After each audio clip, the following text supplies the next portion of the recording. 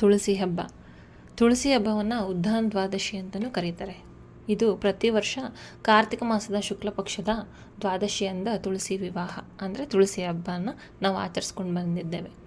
ಮತ್ತು ಸಸ್ಯಶಾಸ್ತ್ರದ ಪ್ರಕಾರ ತುಳಸಿಗೆ ಒಸಿಮಮ್ ಬೆಸಲಿಕಮ್ ಅನ್ನೋ ಹೆಸರು ಕೂಡ ಇದೆ. ಇದು ಲಾಮಿಯಾಸಿಯ ಕುಟುಂಬಕ್ಕೆ ಸೇರಿದಂತಹ ಒಂದು ಔಷಧಿ ಗುಣ ಇರತಕ್ಕಂಥ ಸಸ್ಯ ಅಂತಲೂ ಹೇಳಲಾಗುತ್ತೆ. ಪುರಾಣದ ಪ್ರಕಾರ ಸಮುದ್ರ ಮಂಥನದ ಸಮಯದಲ್ಲಿ ಅವತರಿಸಿದ ತುಳಸಿ ಅಂತಲೂ ಹೇಳಲಾಗುತ್ತೆ. ತುಳಸಿ ಹಬ್ಬದ ಹಿಂದಿನ ಹಿನ್ನೆಲೆ ಏನು ಅಂತ ನೋಡೋದಾದರೆ, ಜಲಂಧರ ಎಂಬ ರಾಕ್ಷಸನ ಪತ್ನಿಯಾಗಿ ತುಳಸಿ ಇರ್ತಾಳೆ. ಅಂದರೆ ತುಳಸಿಯ ಇನ್ನೊಂದು ಹೆಸರು ವೃಂದ ಅಂತ ಇರುತ್ತೆ.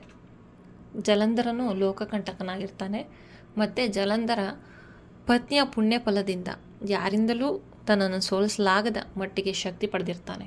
ಹೀಗಿರುವಾಗ ಜಲಂಧರನ ಉಪಟಳ ತಾಳಲಾಗದೆ ದೇವತೆಗಳೆಲ್ಲ ವಿಷ್ಣುವಿನ ಮೊರೆ ಹೋಗ್ತಾರೆ. ದೇವತೆಗಳ ಕಷ್ಟ ನೋಡಲಾಗದೆ ಜಲಂಧರನ ವೇಷ ತಾಳದಂತಹ ವಿಷ್ಣು ವೃಂದಾಳೊಂದಿಗೆ ಸರಸವಾಡ್ತಾನೆ.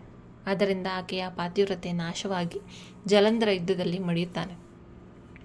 ಸತ್ಯ ಅರಿತಕ್ಕಂತಹ ವೃಂದ ವಿಷ್ಣುವಿಗೆ ಶಾಪವನ್ನು ಕೊಡ್ತಾಳೆ, ಆತ ಸಾಲಿಗ್ರಾಮವಾಗಲಿ ಎಂದು. ಮತ್ತು ಆಕೆ ಕೂಡ ಚಿತೆಯನ್ನು ಹೇರ್ತಾಳೆ.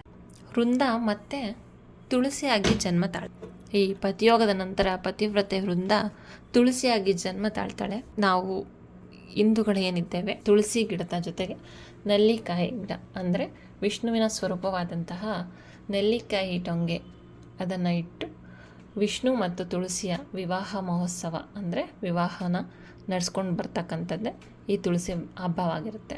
ಮತ್ತು ತುಳಸಿ ಹಬ್ಬನ ಹೇಗೆ ಮಾಡೋದು ಅಂತ ನೋಡೋದಾದರೆ, ಎಲ್ಲರೂ ಮನೆ ಮುಂದೆ ತುಳಸಿ ಕಟ್ಟೆ ಅಂತೂ ಇದ್ದೇ ಇರುತ್ತೆ. ತುಳಸಿ ಕಟ್ಟೆಯನ್ನು ಶುಚಿಗೊಳಿಸಿ ಅದರ ಮುಂದೆ ರಂಗೋಲಿಯನ್ನು ಹಾಕಿ ಹೂವನ್ನಿಟ್ಟು ಕುಂಕುಮ ಅರಿಶಿನ ಎಲ್ಲ ಇಟ್ಟು, ಕೆಲವೊಬ್ಬರು ನಡ್ಸ್ಕೊಂಡು ಬಂದಿರ್ತಾರೆ. ಸೀರೆಯನ್ನೆಲ್ಲ ಉಡಿಸಿ ಮಂಟಪವನ್ನು ತಯಾರಿಸಿ ಮಾವಿನ ತೋರಣವನ್ನು ಕಟ್ಟಿ ಮದುವೆ ಹೇಗೆ ಮಾಡ್ತಾರೋ ಆ ಥರ ತುಳಸಿ ಮತ್ತು ವಿಷ್ಣುವಿನ ಮದುವೆಯನ್ನು ನಡೆಸ್ಕೊಂಡು ಬರ್ತಾರೆ.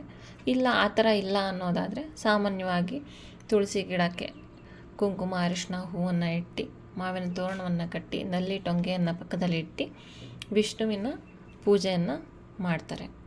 ಮತ್ತು ವಿಷ್ಣುವಿನ ಮತ್ತು ತುಳಸಿಯ ಪೂಜೆ ಮಾಡುವಾಗ ವಿಷ್ಣುವಿನ ಸ್ತೋತ್ರವನ್ನು ಪಠಿಸೋದ್ರಿಂದ ಇಲ್ಲ ತುಳಸಿಯ ಸ್ತೋತ್ರವನ್ನು ಪಠಿಸೋದ್ರಿಂದ ತುಂಬಾ ಮನೆಗೆ ಒಳ್ಳೆಯದಾಗುತ್ತೆ. ಮತ್ತು ಇದಕ್ಕೆ ನೈವೇದ್ಯ ಆಗಿ ಕಡಲೆಕಾಳು ಉಸ್ಲಿ, ಕೋಸಂಬರಿ, ಅವಲಕ್ಕಿ ಇದನ್ನು ಮಾಡ್ತಕ್ಕಂಥದ್ದು